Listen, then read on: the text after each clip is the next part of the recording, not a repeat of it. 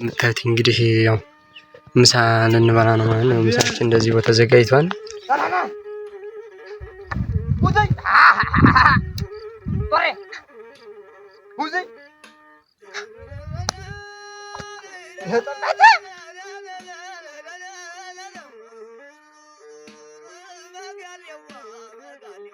ሰላም እንዴት ናችሁ? ያው እንግዲህ እግዚአብሔር ይመስገን ዝናቡ በተወሰነ መልኩ ያው ጥሎልናል ማለት ነው። ሰፈሩ ምናምን ተወሰነ እርጥብጥብ ብሏል። ዘር ተጀምሯል እንደምትታምና ብዙም አልነበረምና ዝናቡ አሁን ላይ ደግሞ ዘሩ ተጀምሯል። እንግዲህ ያው ስንዘራ ምናምን አሳያችኋለሁ። ልንሄድ ነው ወደ ዘር ማለት ነው። አብራችሁን ቆዩ እና ደግሞ የረሳሁት ነገር ደግሞ እንደምታዩት በእኛ በዚህ በራያ ባህል ወይ እንደዚህ አሳጥራችሁ ትታጠቃላችሁ ወይም አሳጥራችሁ ሱሪ ትለብሳላችሁ። ከዛ ወደ እንትን ማለት ነው የሆነ ሽርጥ ወይ ጎንቢሶ ምናምን ቢሆን ራሱ ጥር አድርጎ በደንብ ታጠቁታላችሁ። ከዛ በኋላ ወደ ስራ ማለት ነው። እንደምታዩት አያቴ ዘሩን እየቆጠረች ነው። አያቴ ዘሩን እየቆጠረችልን ነው። ያው ሄደን ስንዘራ ምናምን ያለው ነገር ሁሉ ማሳያችኋለሁ።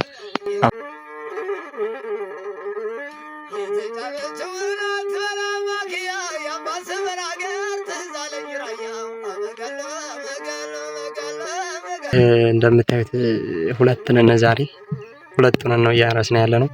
ምክንያቱም አንደኛው ሲያርስ አንደኛችን አሁን እሱ እያረሰ ነው። እኔ አሁን እየዘራሁ ያው ጎትታለሁኝ እኛ ጋር ወይ ማስጠቅጠቅ ወይ መጎተት ወይ ምናምን ነውና እንግዲህ እንትን ነው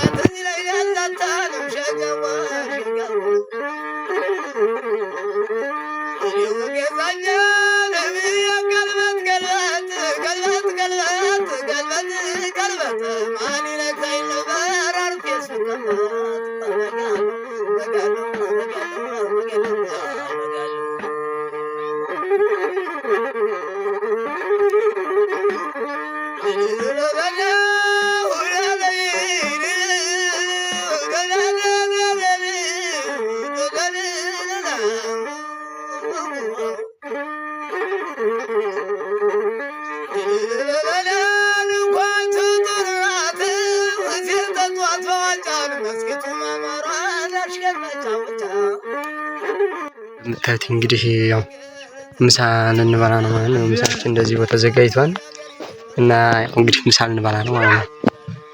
የገበሬ ምሳ እንግዲህ ይሄንን ይመስላል። እንደምታዩት ለቅለቅ ወይም ምንድነው የሚባለው ጥቅስ ምናምን ይባላል። ጥቅስ ይባላል መሰለኝ በአንዳንዶቹ።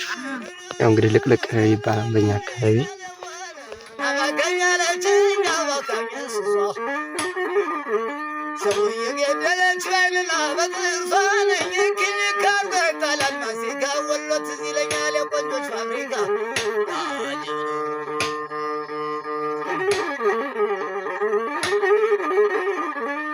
ግብርና እንደምታዩት ይህንን ይመስላል። አሁን ምን ያረኩ መሰላችሁ?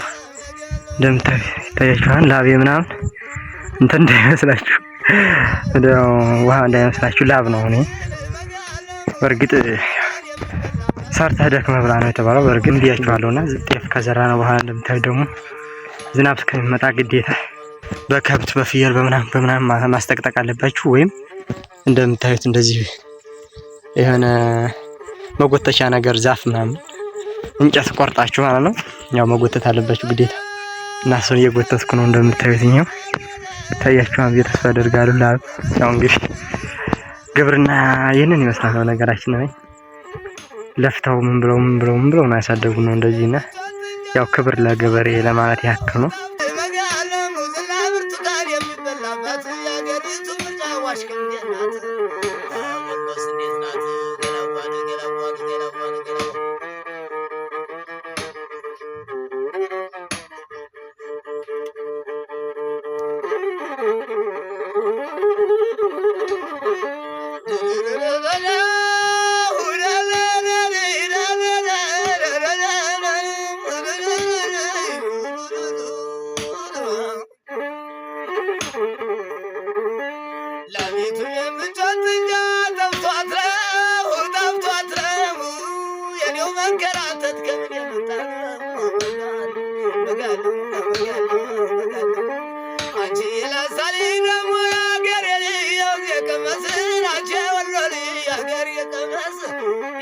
What